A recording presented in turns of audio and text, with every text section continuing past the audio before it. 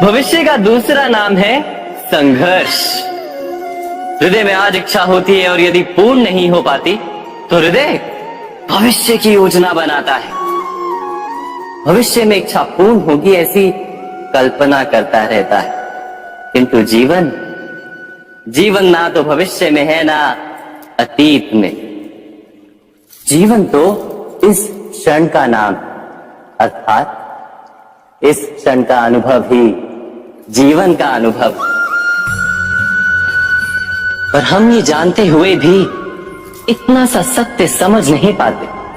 या तो हम बीते हुए समय के स्मरणों को घेर कर बैठे रहते, या फिर आने वाले समय के लिए हम योजनाएं बनाते रहते हैं और जीवन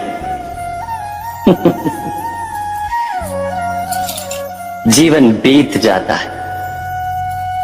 एक सत्य यदि हम हृदय में उतार लें कि ना हम भविष्य देख सकते हैं, ना ही भविष्य निर्मित कर सकते हैं, हम तो केवल धैर्य और साहस के साथ भविष्य को आलिंगन दे सकते हैं, स्वागत कर सकते हैं भविष्य का। तो क्या जीवन का हर पल जीवन से नहीं भर जाएगा? स्वयं विचार कीजिए।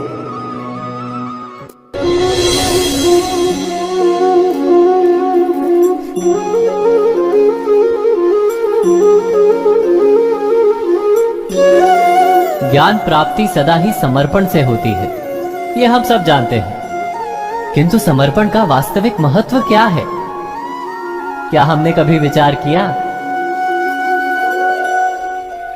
मनुष्य का मन सदा ही ज्ञान प्राप्ति में विभिन्न बाधाओं को उत्पन्न करता है। कभी किसी अन्य विद्यार्थी से ईर्ष्या हो जाती है, कभी पढ़ाए हुए पाठों पर संदेह जन्मता है और कभी गुरु द्वारा दिया गया दंड मन को अहंकार से भर देता है। नहीं, क्या ऐसा नहीं होता?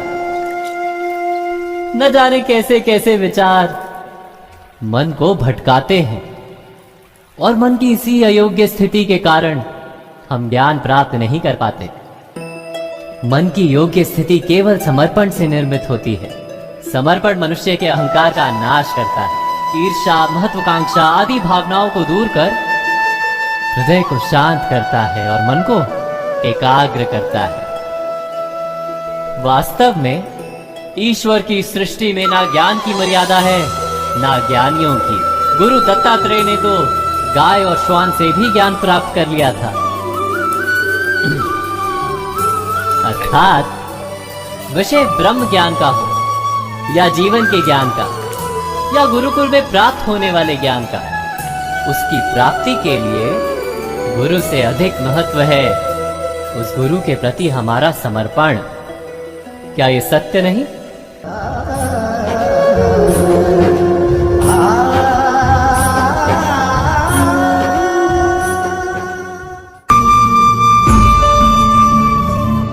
प्रत्येक मनुष्य के जीवन में ऐसा क्षण अवश्य आता है जब सारे स्वप्न, सारी आशाएं, सारे दृश्य ध्वस्त हो जाते हैं। जीवन के सारे आयोजन ही बिखर जाते हैं। एक और धर्म होता है और दूसरी ओर सुख। इसी को धर्म संकट कहते हैं। जब धर्म का वहन ही संकट हो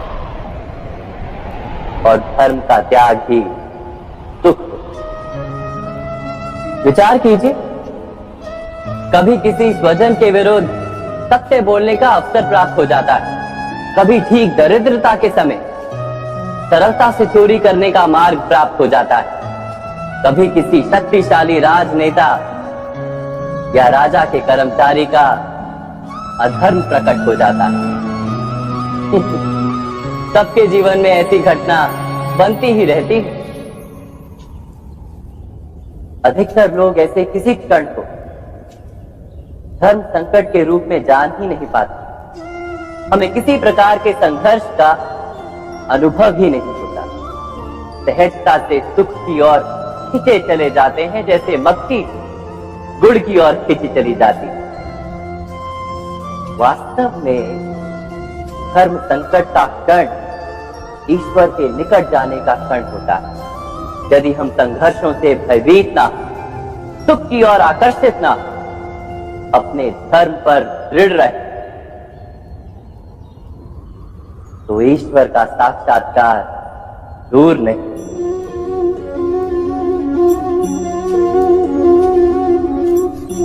पवन से युद्ध करने वाला पत्ता यदि पेड़ से गिरता है तो भी आकाश की ओर उठता है। पवन से झुकने वाली घास वही भूमि पर रह जाती है। अर्थात धर्म संकट से यदि हम संकट को ही टाल दें तो सुख तो मिलता है, जीवन बढ़ता है, किंतु क्या चरित्र नहीं टूटता? क्या आत्मा दरिद्र नहीं हो जाती? क्या ईश्वर से अंतर नहीं हो जाता? स्वयं विचार की।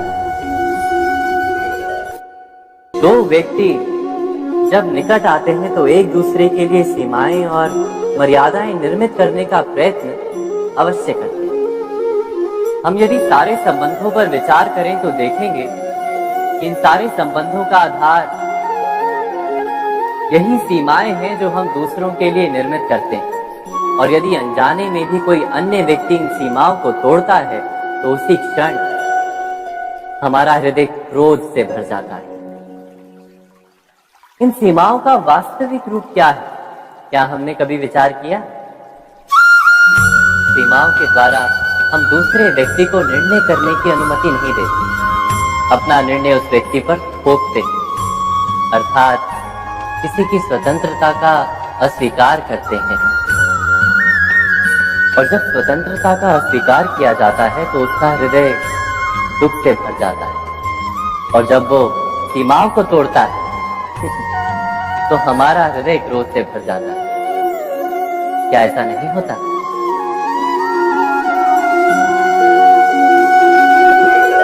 पर यदि एक दूसरे की स्वतंत्रता का सम्मान किया जाए तो किसी मर्यादाओं या सीमाओं की आवश्यकता ही नहीं होती। अर्थात जिस प्रकार स्वीकार किसी संबंध का देह है, क्या वैसे ही स्वतंत्रता किसी संबंध की आत्मा नहीं? स्वयं विचार की। सबके जीवन में ऐसा प्रसंग अवश्य आता है कि सत्य कहने का निश्चय होता है हृदय में, किंतु मुख से सत्य निकल नहीं पाता। कोई भय मन को घेर लेता है। किसी घटना अथवा प्रसंग के बारे में बात करना या फिर स्वयं से कोई भूल हो जाए उसके बारे में कुछ बोलना, क्या ये सत्य है? नहीं, ये तो केवल तथ्य है। अर्थात जैसा हुआ था वैसा केवल बोल देना सामान्य सी बात है। किंतु कभी कभी उस तथ्य को बोलते हुए भी भय लगता है। कदाचित किसी दूसरे की भावनाओं का विचार आता है मन, दूसरे को दुख होगा ये भय भी शब्दों को रोकता है। तो ये सत्य क्या है? क्या हमने कभी विचार किया है? जब भय रहते हुए भी कोई तथ्य बोलता है तो वो सत्य कहलाता है। वास्तव में सत्य कुछ और नहीं, केवल निर्भयता का दूसरा नाम। और निर्भय होने का कोई समय नहीं होता, क्योंकि निर्भयता आत्मा का स्वभाव है। अर्थात क्या प्रत्येक क्षण सत्य बोलने का क्षण नहीं होता?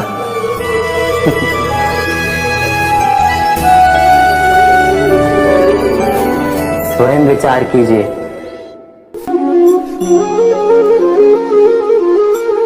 श्रेष्ठता का क्या अर्थ है? श्रेष्ठता का अर्थ है दूसरों से अधिक ज्ञान प्राप्त करना। अर्थात मूल्य इस बात का नहीं कि स्वयं कितना ज्ञान प्राप्त किया, मूल्य इस बात का है कि प्राप्त किया हुआ ज्ञान अन्य लोगों से कितना अधिक है। अर्थात श्रेष्ठता की इच्छा ज्ञान प्राप्ति को भी एक स्पर्धा बना देती है। और स्पर्धा में विजय अंतिम कब होती है?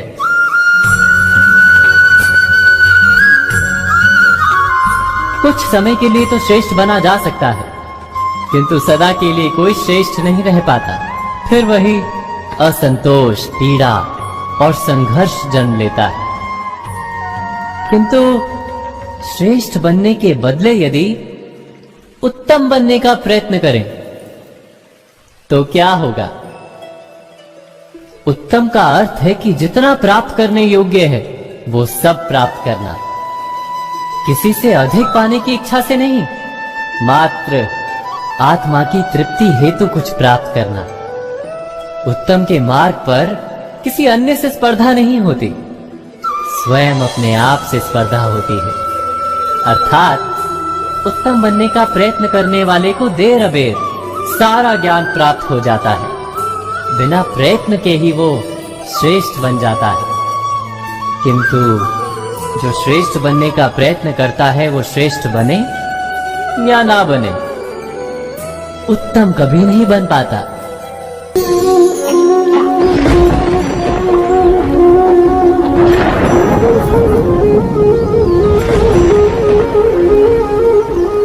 सपनों और पूर्वाभासों के आधार पर हम भविष्य के सुख दुख की कल्पना करते हैं। भविष्य के दुख का कारण दूर करने के लिए हम आज योजना बनाते हैं। किंतु कल के संकट को आज निर्मूल करने से हमें लाभ मिलता है या हानि पहुंचती है, ये प्रश्न हम कभी नहीं करते। सत्य तो ये है कि संकट और उसका निवारण साथ जनते, व्यक्ति के लिए भी और सृष्टि के लिए भी। नहीं, आप अपने भूतकाल का स्मरण कीजिए, इतिहास को देखिए, आप तुरंत ही ये जान पाएंगे कि जब जब संकट आता है तब तब उसका निवारण करने वाली शक्ति भी जन्म लेती है। यही तो जगत का चलन है। वस्तुतः संकट ही शक्ति के जन्म का कारण है। प्रत्येक व्यक्ति जब संकट से निकलता है तो एक पद आगे बढ़ा होता है, अधिक चमकता है, आत्मविश्वास से अधिक भरा होता है, न केवल अपने लिए अपितु विश्व के लिए भी। क्या ये सत्य नहीं? वास्तव में संकट का जन्म है एक अवसर का जन्म, अपने आप को बदलने का, अपने विचारों को ऊंचाई पर करने का अवसर, अपनी आत्मा को बलवान और ज्ञान मंडित बनाने का अवसर। जो ये कर पाता है उसे कोई संकट नहीं होता, किंतु जो ये नहीं कर पाता वो तो स्वयं एक संकट है विश्व के लिए। विचार कीजिए।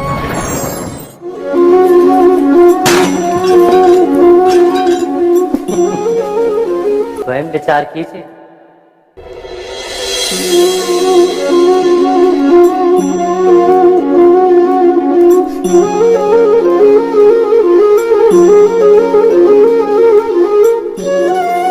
जीवन का हर क्षण निर्णय का क्षण होता है। प्रत्येक पद पर दूसरे पद के विषय में कोई निर्णय करना ही पड़ता है, और निर्णय अपना प्रभाव छोड़ जाता है। आज किए गए निर्णय भविष्य में सुख अथवा दुख निर्मित करते हैं, ना केवल अपने लिए, अपने परिवार के लिए भी, आने वाली पीढ़ियों के लिए भी। जब कोई दुविधा सामने आती है तो मन व्याकुल हो जाता है, अनिश्चय से भर जाता है। निर्णय का वो क्षण युद्ध बन जाता है और मन बन जाता है युद्ध भूमि। अधिकतर निर्णय हम दुविधा का उपाय करने के लिए नहीं, केवल मन को शांत करने के लिए लेते हैं। पर क्या कोई दौड़ते हुए भोजन कर सकता है? नहीं। तो क्या युद्ध से जूझता हुआ मन कोई योग्य निर्णय ले पाएगा? वास्तव में शांत मन से जब कोई निर्णय करता है तो अपने लिए सुखद भविष्य बनाता है। किंतु अपने मन को शांत करने के लिए जब कोई निर्णय करता है तो वो व्यक्ति भविष्य में अपने लिए कांटों भरा वृक्ष लगाता है। स्वयं विचार कीजिएगा।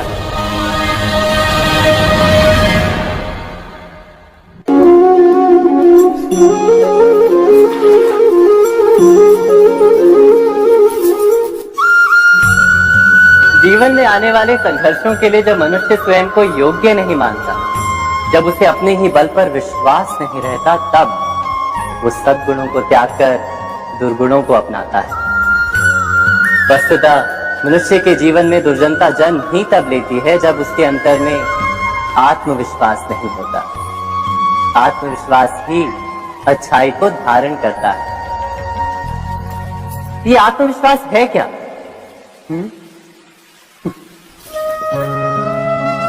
जब मनुष्य ये मानता है कि जीवन का संघर्ष उसे दुर्बल बनाता है, तो उसे अपने ऊपर विश्वास नहीं रहता। वो संघर्ष के पार जाने के बदले संघर्ष से छूटने के उपाय ढूंढने लगता है। किंतु जब वो ये समझता है कि ये संघर्ष उसे अधिक शक्तिशाली बनाते हैं, ठीक जैसे व्यायाम करने से देह की शक्ति बढ़ती है, तो प्रत्येक संघर्ष के साथ उसका उत्साह बढ़ता है। अर्थात आत्मविश्वास और कुछ भी नहीं, मन की स्थिति, जीवन को देखने का दृष्टिकोण मात्र है। और जीवन का दृष्टिकोण तो मनुष्य के अपने वश में होता है। स्वयं विचार कीजिए।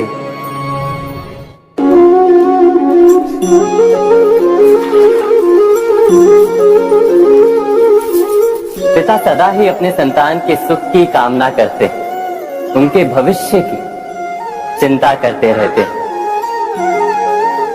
इसी कारणवश सदा ही अपने संतानों के भविष्य का मार्ग स्वयं निश्चित करने का प्रयत्न करते रहते। जिस मार्ग पर पिता स्वयं चला है, जिस मार्ग के कंकर पत्थर को स्वयं देखा है, मार्ग की छाया, मार्ग की धूप को स्वयं जाना है, उसी मार्ग पर उसका पुत्र भी चले, यही इच्छा रहती है हर पिता की। निसंदेह उत्तम भावना है ये। किंतु 3 प्रश्नों के ऊपर विचार करना हम भूल ही जाते हैं। कौन से प्रश्न? प्रथम प्रश्न, क्या समय के साथ प्रत्येक मार्ग बदल नहीं जाते? क्या समय सदा ही नई चुनौतियों को लेकर नहीं आता? तो फिर बीते हुए समय के अनुभव नई पीढ़ी को किस प्रकार लाभ दे सकते हैं? दूसरा प्रश्न, क्या प्रत्येक संतान अपने माता पिता की छवि होता है? हाँ, संतानों को संस्कार तो अवश्य माता पिता देते हैं, किंतु भीतर की क्षमता तो ईश्वर देते हैं। तो जिस मार्ग पर पिता को सफलता मिली है, विश्वास है कि उसी मार्ग पर उसकी संतानों को भी सफलता और सुख प्राप्त होगा। तीसरा प्रश्न, क्या जीवन के संघर्ष और चुनौतियां लाभकारी नहीं होती? क्या प्रत्येक नया प्रश्न एक नए उत्तर का द्वार नहीं खोलता? तो फिर संतानों को नए नए प्रश्नों, संघर्षों और चुनौतियों से दूर रखना, ये उनके लिए लाभ करना कहलाएगा या हानि पहुंचाना? अर्थात जिस प्रकार संतान के भविष्य का निर्माण करने के बदले उसके चरित्र का निर्माण करना श्रेष्ठ है, वैसे संतानों के जीवन का मार्ग निश्चित करने के बदले उन्हें नए संघर्षों के साथ जूझने के लिए मनोबल व ज्ञान देना अधिक लाभदायक नहीं होगा? स्वयं विचार कीजिए।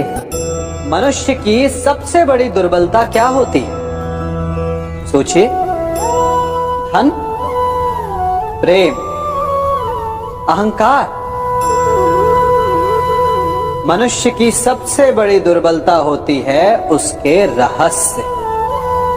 चाहे आप कितने भी शक्तिशाली क्यों ना हो, कितने भी प्रबल क्यों ना हो, परंतु उसके रहस्य उसके नाश की चाबी होती है। इसलिए यदि प्रबल रहना है, शक्तिशाली रहना है, समर्थ रहना है, तो अपने रहस्य को किसी को भी ना बताए, ना मित्र को और ना ही शत्रु को, क्योंकि समय पड़ने पर कब कौन शत्रु हो जाए ऐसा कहना संभव नहीं।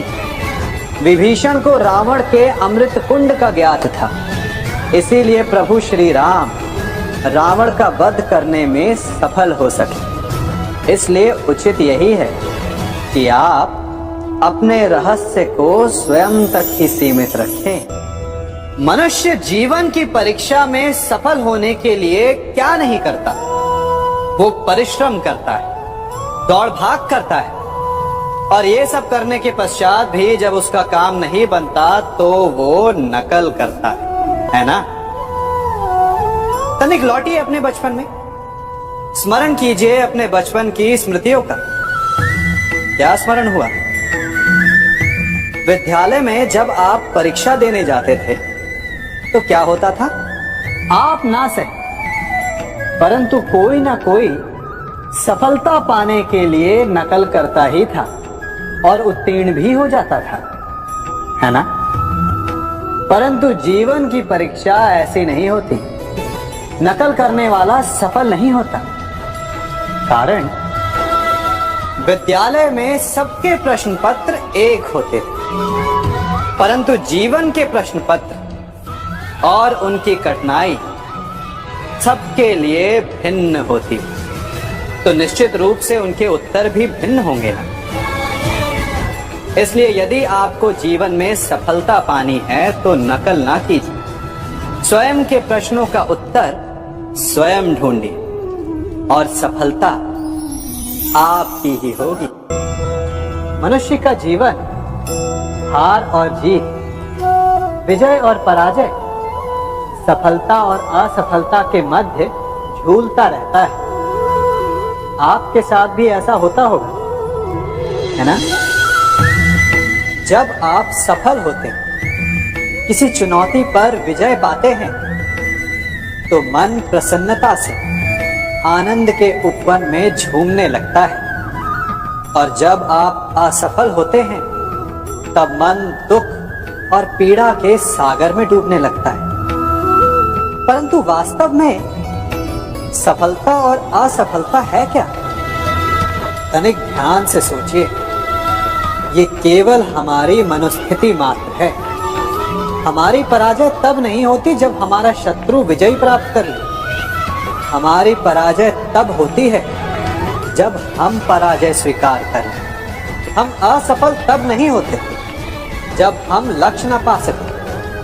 हम असफल तब होते हैं जब हम प्रयास करना बंद कर दें। इसलिए प्रयास करते रहें और हार ना माने, क्योंकि जिस दिन आप हार स्वीकारना बंद कर देंगे, जीत आपके चरणों में होगी। अब सबने बरगद के वृक्ष को तो देखा ही होगा।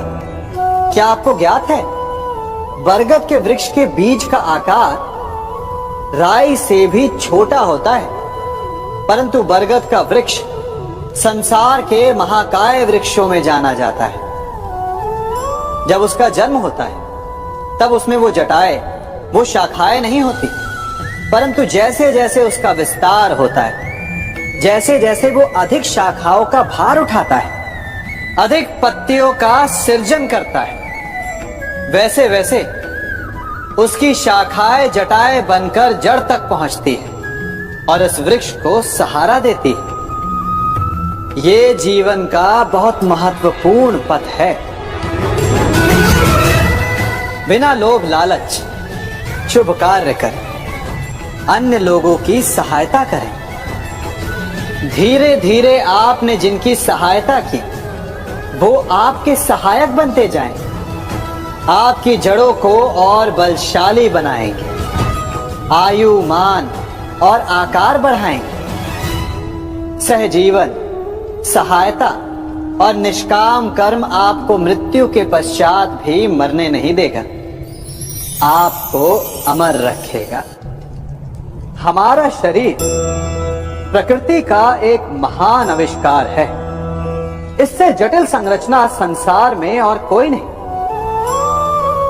हमारा शरीर जितना जटिल है, यदि इसे ठीक से जाना जाए तो इससे अधिक सरल ज्ञान देने वाला और कोई नहीं। हमारे शरीर में 5 इंद्रियां होती हैं जो हमें भाव, गुण और वस्तुओं का बोध कराती हैं। हमारे पास आंखें, नाक है, स्पर्श के लिए त्वचा है, कान है और जीभा है। सबका भिन्न भिन्न कार्य है। आंखों से देखना, कानों से सुनना, नथनों से श्वास लेना, त्वचा से स्पर्श करना और जीवा से स्वाद लें। परंतु क्या आपने कभी सोचा कि प्रकृति ने हमें 2 आंखें दी, 2 नथुनें दी, 2 कान दी, स्पर्श के लिए ये पूरा शरीर दी, परंतु जीवा केवल 1 दी। ऐसा क्यों? क्योंकि प्रकृति चाहती है कि हम देखें अधिक, सुने अधिक और ज्ञान अधिक अर्जित करें, बोले कम। क्योंकि अधिक वाचाल नाश को निमंत्रण देता है। स्मरण रखिएगा,